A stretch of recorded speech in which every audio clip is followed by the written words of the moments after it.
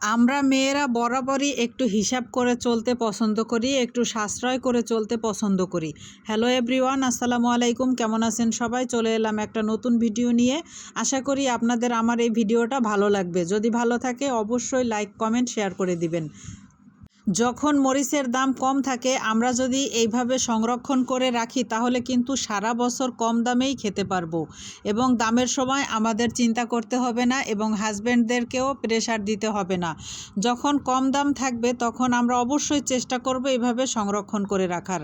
তো আমি অনেকগুলো কাঁচামরিচ একসাথে সংরক্ষণ করে রাখছি। অবশ্যই আপনারা ভিডিওর মাধ্যমে দেখতে পারতেছেন কিভাবে আমি রাখলাম।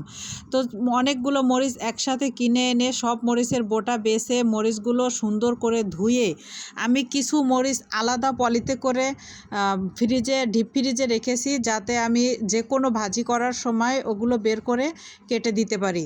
তো তারপরে আমি আর বাকি যে মরিচগুলো ছিল আমি সবগুলো মরিচ সুন্দর করে ধুয়ে পানি ঝরিয়ে তারপরে আমি আস্তে আস্তে একে একে কড়াইতে টেলে নিব।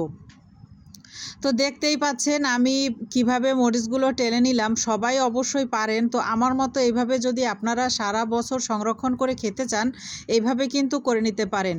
মরিচ টালার একটা পদ্ধতি আমি আপনাদেরকে শিখিয়ে দিই, তাহলে মরিচ কিন্তু একদমই ফুটবে না।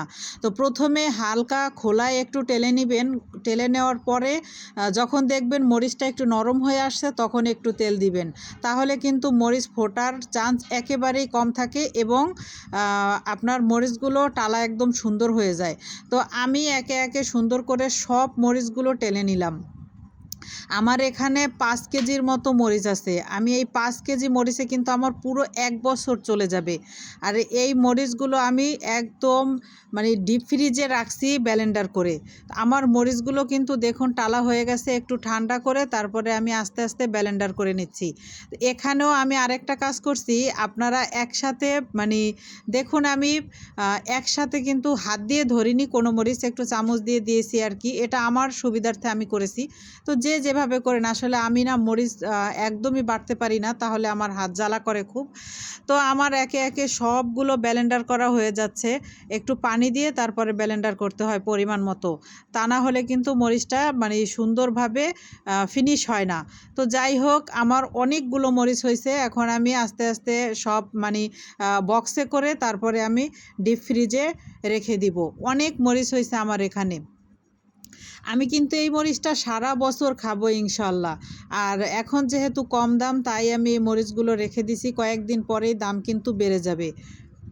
কাঁচা মরিচের তরকারির কিন্তু টেস্টই অন্যরকম হয়। তো যাই হোক, সবাই ভালো থাকবেন, সুস্থ থাকবেন।